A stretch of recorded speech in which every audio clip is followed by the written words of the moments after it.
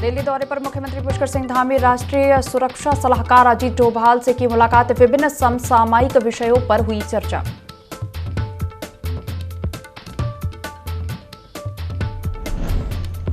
हरिद्वार में कारोबारी के बेटे से सिद्धू मूसेवाला हत्याकांड के मास्टरमाइंड के नाम पर मांगी रंगदारी न देने पर हत्या की दी धमकी। एसएसपी ने पुलिस और एसओजी को मामले में कार्रवाई के दिए निर्देश। चार धाम यात्रा तैयारियों को लेकर उत्तरकाशी जिलाधिकारी ने की बैठक। यमुनोत्री धाम का भी किया स्थलीय निरीक्षण। यात्रियों की सुविधा के लिए शौचालय निर्माण के दिए निर्देश।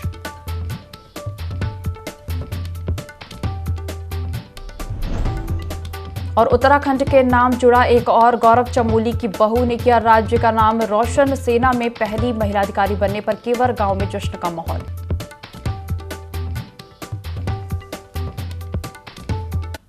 देवभूमि लाइव देख रहे हैं आप। मैं हूं आपके साथ दिव्या तिवारी। बुलेटिन की शुरुआत करेंगे खबरों के साथ। प्रदेश के परिवहन मंत्री चंदन रामदास ने सचिवालय में राज्य सड़क सुरक्षा परिषद की बैठक ली। बैठक में परिवहन विभाग के सचिव अरविंद सिंह समेत तमाम अधिकारी मौजूद रहे। परिवहन सचिव ने साल 2022 और 23 में फरवरी 2023 तक घटित सड़क दुर्घटनाओं का विवरण दिया। इसके अलावा राज्य में सड़क सुरक्षा उपायों के संबंध में जानकारी दी गई। जन जागरूकता, वाहनों की तकनीकी जांच में गुणवत्ता सुधार जैसे कार्यों का विवरण दिया गया। लोक निर्माण विभाग से सुधार हेतु किए जा रहे कार्यों की जानकारी ली गई। पुलिस विभाग द्वारा चलाए जा रहे सड़क सुरक्षा जागरूकता के बारे में भी चर्चा हुई।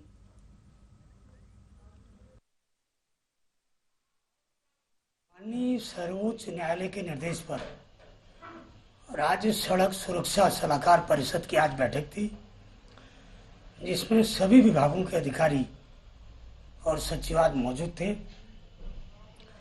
हमारी पहली प्राथमिकता प्रदेश में दुर्घटनाओं को रोकना, लोगों की जान माल की सुरक्षा करना, और यदि कोई दुर्घटना हो गई तो उसमें यात्रियों की जान कैसे बचाएं, यह हमारी प्रायोरिटी है। और हमारा मानना है कि ये महत्वपूर्ण बैठक इसलिए भी अति महत्वपूर्ण हो जाती है क्योंकि चार धाम यात्रा अगले माह से प्रारंभ हो रही है। हमने एनएच, पीडब्ल्यूडी, बीआरओ, एनएचआई सभी कार्यदायी संस्थाओं को आज बुलाया था। तो ब्लैक स्पॉटों का चयन, डिवाइडर लगाना, सीसी कैमरे लगाना और जो गड्ढा मुक्त सड़कों का निर्माण होना है उनको सुनिश्चित करने के लिए आज निर्देश जारी किए। देश को पहला सीडीएस देने वाले उत्तराखंड से अब एक महिला अधिकारी के रूप में पहली सैन्य कमांडर मिली है। पहली महिला अधिकारी बनने वाली केवर गांव की गीता राणा नेगी ने उत्तराखंड का नाम रोशन किया है। कर्नल गीता राणा नेगी की इस उपलब्धि पर उनके गांव केवर में खुशी का माहौल बना हुआ है। कर्नल गीता राणा नेगी वर्तमान में core of electronics and mechanical engineers में कर्नल हैं। वहीं कर्नल गीता के पति सिद्धार्थ नेगी समाज सेवा से जुड़े हैं और वर्तमान वे उत्तराखंड के किसानों को प्राकृतिक और जैविक खेती करने और मोटे अनाजों के संरक्षण के प्रति जागरूक करते हैं।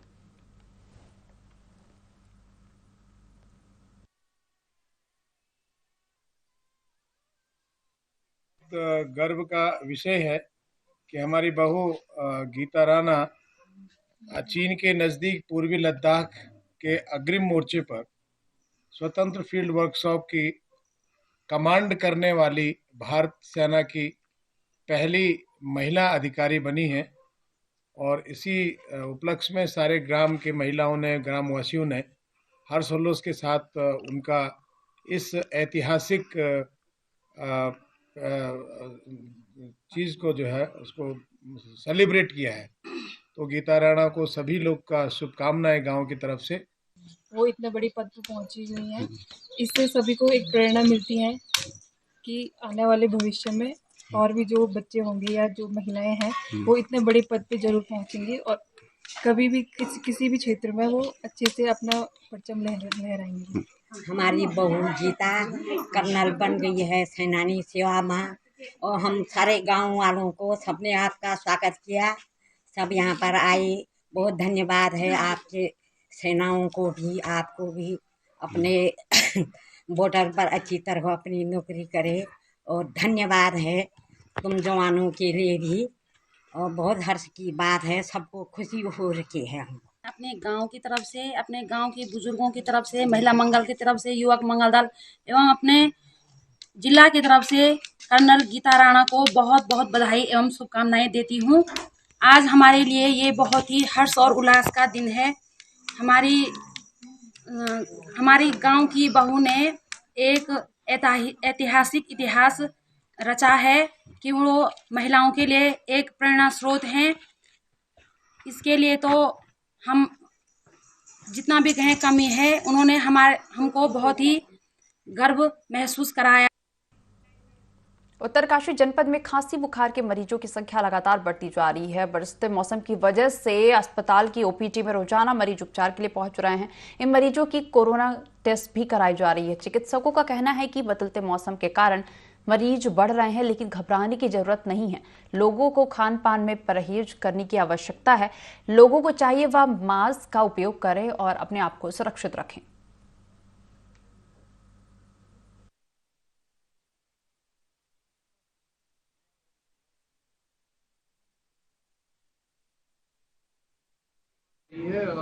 ओपीडी में लगभग 100 मरीज हैं, तो उसमें से 70-80 मरीज खांसी जुकाम बुखार के ही आ रहे हैं। और यहाँ पर सर्दियों में जब से बारिश का मौसम हुआ है तब से तो बहुत ज़्यादा बढ़ गए हैं। अभी थोड़ा सा लास्ट के 1-2 दिन से थोड़ा गिरावट महसूस हुई है खांसी जुकाम बुखार में। 2-3 दिन 4 दिन की ओपीडी जो है उनमें पहले के मुकाबले अब थोड़ा कम लग रहा है। बाकी आपको लेकिन इसके आपको जो है सावधानियां जो है वो अभी कम नहीं करनी है। सर्दी खांसी जुकाम बुखार अभी भी लगा हल्का फुल्का चलता ही रहेगा, तो आपको ठंड से बचना है। मास्क पहनिए, जो कि आजकल लोग पहन नहीं रहे हैं जब से कोविड चला गया है, लेकिन ये है कि इसकी संभावना दोबारा आने की हमेशा रहती है। आजकल जो है जो बुखार के, खांसी के और जो है कॉमन कोल्ड के मरीजों की संख्या में बढ़ोतरी हो गई है, क्योंकि आज जब भी कभी ये मौसम बदलता है इस सीज़न में जनरली ये होती है, क्योंकि ऐसा कोई नई बात नहीं है। और क्योंकि हम लोग कोरोना काल से गुजरे हैं तो उसलिए जो है प्रिकॉशनली हम लोग जो है यहाँ पे कुछ मरीजों का जो है हमारे पास कोरोना की जाँच भी होती है,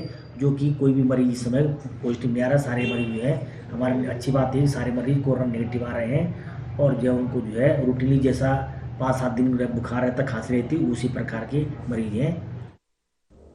यमुनोत्री धाम की यात्रा व्यवस्थाओं की तैयारियों को लेकर जिला अधिकारी अभिषेक रोहेला ने स्थलीय निरीक्षण किया। अप्रैल महीने से शुरू होने जा रही 4 धाम यात्रा में पिछले साल की अपेक्षा इस साल अधिक तीर्थयात्रियों के आने की संभावना है, जिसे देखते हुए जिलाधिकारी ने अधिकारियों को जरूरी दिशा निर्देश दिए। जिलाधिकारी ने कहा कि यमुनोत्री धाम में कुछ काम कर लिए गए हैं, जो काम अधूरा है उन्हें पूरा करने के निर्देश संबंधित विभागों को दिए गए हैं।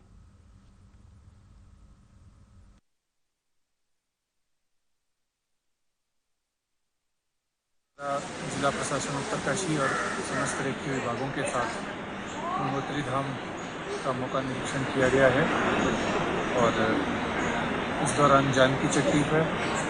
बड़कोट से आने वाले रास्ते में बीच में जितने पड़ाव है वहाँ पर और पैदल मार्ग में और मंदिर प्रांगण में जो कार्य चल रहे हैं या प्रस्तावित है उनका निरीक्षण किया गया और सब संबंधित अधिकारियों को निर्देश दिए गए हैं कि सभी कार्य ससमय पूर्ण कर लिए जाएं।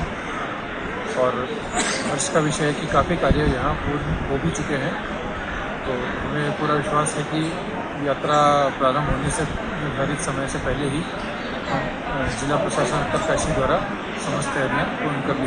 जनपद उधम सिंह नगर की जसपुर कोतवाली का अपर पुलिस अधीक्षक काशीपुर ने निरीक्षण किया, जिसमें सरकारी मालखाने और कंप्यूटर कक्ष का निरीक्षण किया गया और आवश्यक दिशा निर्देश दिए गए।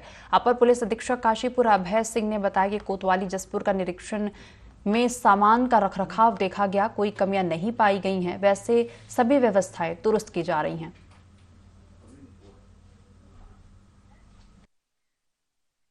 जो निरीक्षण है ये एक सामान्य प्रक्रिया है पुलिस विभाग में। इसमें अवसंरचनात्मक से लेकर के जो हमारे रिकॉर्ड कीपिंग थाने में बहुत सारी होती है, इसके अलावा बहुत सारे हमारी जीपी लिस्ट पे माल होते हैं, बहुत सारे इस तरीके के आर्म एमुनेशन होते हैं, उनका देखा जाता है। इसके अलावा रखरखाव आदि की व्यवस्था देखी जाती है। उसी के अंतर्गत आज मेरे द्वारा भी थाना जसपुर का निरीक्षण किया जा रहा है। ऐसी कोई विशेष कमी परिलक्षित नहीं होती है और सामान्य रूप से जो मुआयने से पूर्व भी थाने के द्वारा चीज़ों को अपडेट कर लिया जाता है। छोटी मोटी जो कमियां हैं उनको लिखित में लिया जाएगा और कोशिश किया जाएगा कि इसको अनुसंधान करके और शीघ्र इसको पूर्ति कर ली जाए। सड़क किनारे बेतरतीब वाहन खड़ा करने वालों की अब खैर नहीं, क्योंकि देहरादून ट्रैफिक पुलिस अब इन पर शिकंजा कसने की तैयारी में है। ट्रैफिक पुलिस ने ऐसे 15 से अधिक स्थानों का चयन किया जहां सड़क किनारे खड़े वाहनों की वजह से जाम लगता है। ट्रैफिक व्यवस्था दुरुस्त करने के लिए ट्रैफिक एसपी ने कलेक्टर को पत्र भी लिखा और अस्थायी समाधान करने की अपील की है।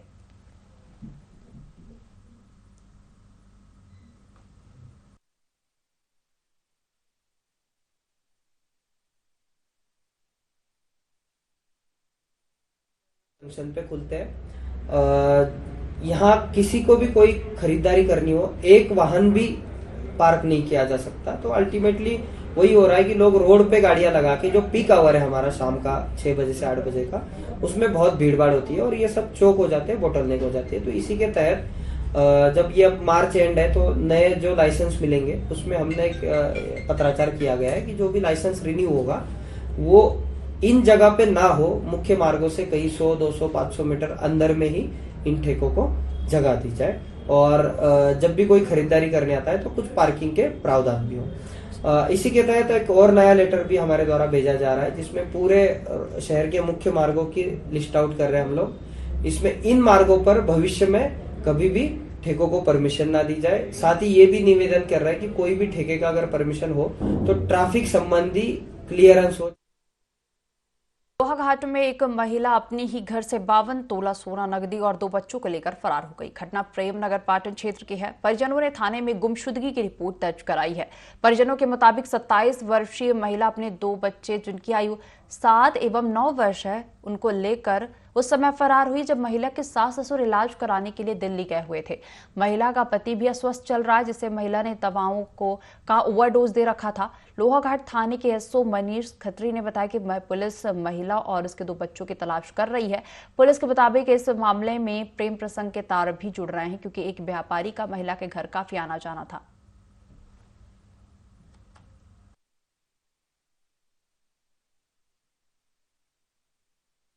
निवासी महिला और उसके 2 बच्चों की गुमशुदगी की सूचना हमें प्राप्त हुई है और ये सूचना में तत्काल कार्रवाई करते हुए हमने अपने डीसीआरबी के माध्यम से सरहदी जनपदों को सूचना भिजवा दी है और जो हमारी अन्य कार्रवाई होती है वो की जा रही है। साथ ही हम लोग के द्वारा जो है इसमें एसओजी टीम की भी मदद ली जा रही है। सीधी जल्द से जल्द हम लोग जो है बच्चों की और महिला की बरामदगी कर लेंगे।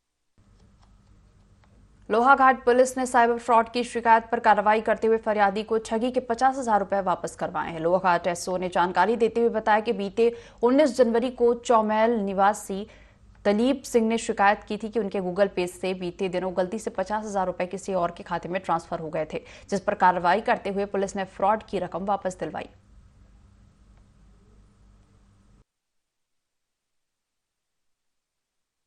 जनवरी माह में मेरे द्वारा 50,000 रुपये गूगल पे के माध्यम से किसी दूसरे के अकाउंट में गलत ट्रांजैक्शन हो गया था, जिसकी शिकायत मैंने लोहाघाट थाने में मेरे द्वारा फरवरी में थाना अध्यक्ष मनीष खत्री जी को की गई थी, जिस शिकायत पर थाना अध्यक्ष महोदय तुरंत कार्रवाई करते हुए दिनांक को मेरे 50,000 मनीष सर के प्रयास से वापस आ गए हैं। मैं लोहाघाट पुलिस का बहुत बहुत आभार व्यक्त करता हूं। लोहाघाट के ग्रामीणों ने कलेक्टर को शिकायती पत्र देकर आरोपियों पर कार्रवाई की मांग की है। बाराकोट ब्लॉक के ढटी गांव के ग्रामीणों ने 10 लोगों पर हत्या करने का आरोप लगाया और आरोपियों पर कार्रवाई की मांग की है। दरअसल आरोपियों ने होली उत्सव के दौरान मामूली विवाद पर युवक को बुरी तरह पीटा था, जिसकी इलाज के दौरान मौत हो गई। तो वही इस मामले में लोहाघाट एसओ ने कहा कि अभी तक किसी प्रकार की शिकायत नहीं मिली है, शिकायत मिलने पर कार्रवाई की जाएगी।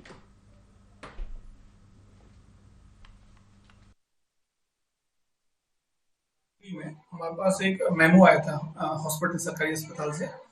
इसमें मेमो के अकॉर्डिंग जो मदन सिंह बोरा है जो व्यक्ति सीमेंट टुकड़ा के रहने वाले, इनकी मृत्यु अस्पताल आने से पहले पूर्व में हो गई थी। तो इसी के आधार पर जो है हम लोग के द्वारा त्वरित कार्रवाई करते हुए उसमें पंचायतनामा पोस्टमार्टम की कार्रवाई कराई गई है और अभी इसमें पंचायतनामा की जो जांच है ये प्रचलित है। हमारे उप निरीक्षक हैं कुंदन सिंह बोरा इसकी जांच कर रहे हैं और अभी इसमें हमें कोई भी ऐसा शिकायती प्रार्थना पत्र अभी तक प्राप्त नहीं हुआ है और बाद जांच जो भी इसमें उचित कार्रवाई होगी वो की जाएगी। उधम सिंह नगर की जसपुर पुलिस ने चोरी की योजना बनाते 4 आरोपियों को गिरफ्तार किया है। दरअसल किसानों के खेतों से लंबे समय से पानी की मोटरें चोरी हो रही थी, जिसकी शिकायत लगातार मिल रही थी। शिकायत के आधार पर पुलिस ने आरोपियों को गिरफ्तार किया। पुलिस ने बताया कि एक आरोपी पहले भी लूट और चोरी के मामले में जेल जा चुका है। साथ ही बताया कि आरोपी मोटर चोरी कर कबाड़ियों को बेचा करते थे।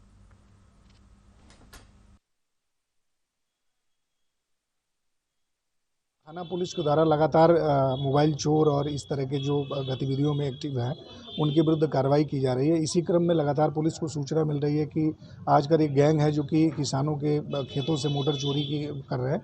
इसी क्रम में कल पुलिस को सूचना मिली थी और हमारा जावेद मलिक जो सब इंस्पेक्टर बाजार हैं, तो 4 लोग जो कि गंगेवाला क्षेत्र में वहाँ इस तरह की घटनाओं में जेल जा चुका है। 4 को हमने पकड़ लिया है। आर्म्स एक्ट और संबंधित धाराओं में अभियोग पंजीकृत किया गया। आज इनको माननीय न्यायालय के समक्ष पेश कर रहे हैं। हरिद्वार में एक कारोबारी के बेटे से 20 लाख रुपए की अड़ीबाजी का मामला सामने आया। बताया जा रहा है कि अड़ीबाजी के तार पंजाब के चर्चित सिद्धू मूसेवाला हत्याकांड के मास्टरमाइंड लॉरेंस बिश्नोई से जुड़े हैं। कारोबारी सुभाष माहेश्वरी ने एसएसपी अजय सिंह को पूरे मामले की जानकारी दी है। एसएसपी ने पुलिस और एसओजी को इस मामले में कार्रवाई के निर्देश दिए।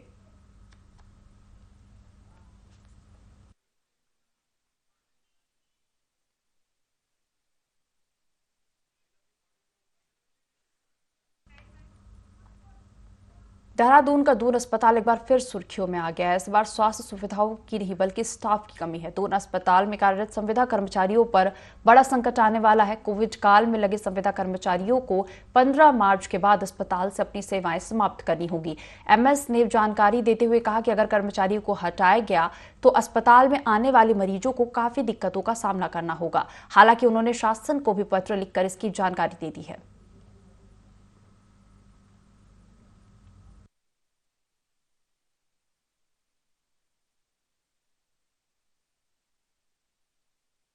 ये कर्मचारी ही हूँ और उनकी तरह और हम सब एक ही नाव पे सवार हैं।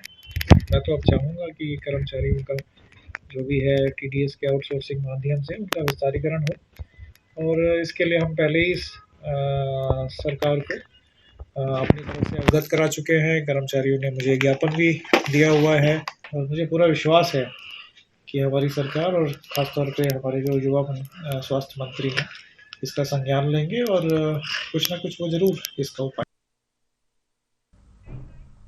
शहरी विकास एवं आवास मंत्री डॉक्टर प्रेमचंद्र अग्रवाल ने विधानसभा स्थित सभा कार्यकक्ष में प्रधानमंत्री आवास योजना के अंतर्गत उधम सिंह नगर के सितारगंज उकरौली में 1168 ईडब्ल्यूएस आवास आवंटित किए, जिसमें कुल 394 लाभार्थियों को आवास आवंटन किए गए।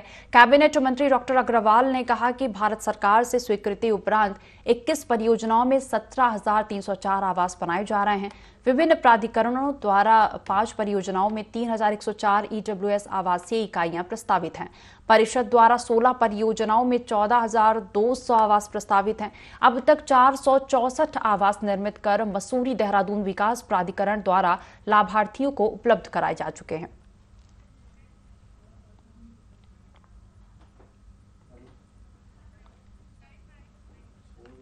उत्तराखंड में एक बार फिर से स्वास्थ्य सेवाएं ठप होती नजर आ रही हैं। दरअसल दून मेडिकल कॉलेज में 600 से अधिक कर्मचारियों को बाहर का रास्ता दिखा दिया गया है, जिससे कर्मचारियों में काफी आक्रोश है। वहीं संगठन के प्रदेश अध्यक्ष संजय कुरुम का कहना है कि यदि राज्य सरकार ने उनकी मांगों पर अमल नहीं किया तो वह उग्र आंदोलन करेंगे। आंदोलन के चलते 15 मार्च के बाद मेडिकल कॉलेज के कर्मचारी काम नहीं कर पाएंगे, जिससे मरीजों को दिक्कतों का सामना करना पड़ेगा।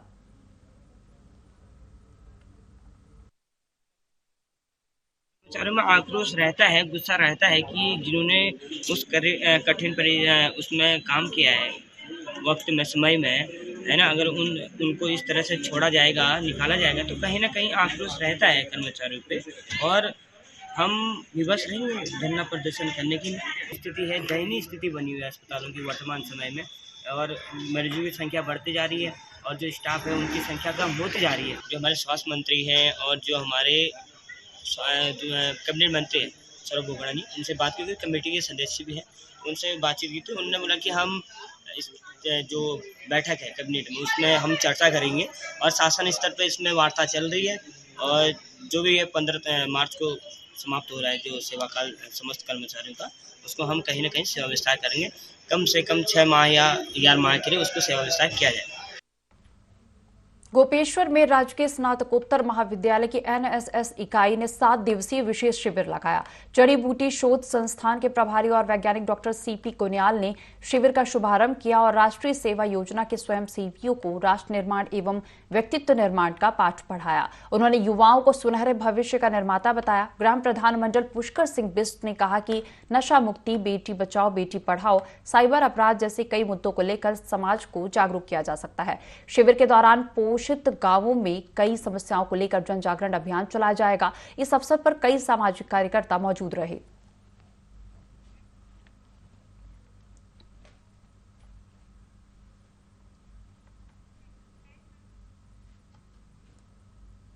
लक्सर के बालावाली में कांग्रेस कार्यकर्ताओं ने केंद्र सरकार के खिलाफ अनोखा प्रदर्शन किया। कांग्रेस महामंत्री राजेश रस्तोगी के नेतृत्व में कांग्रेसियों ने घरेलू गैस के बढ़ते दामों और अन्य बढ़ती महंगाई को लेकर प्रदर्शन किया। कार्यकर्ताओं ने पेट के बल जमीन पर लेटकर अपनी पीठ पर गैस सिलेंडर रखते हुए नारेबाजी की, साथ ही राज्य और केंद्र सरकार में शासित भाजपा सरकार पर जमकर निशाना साधा।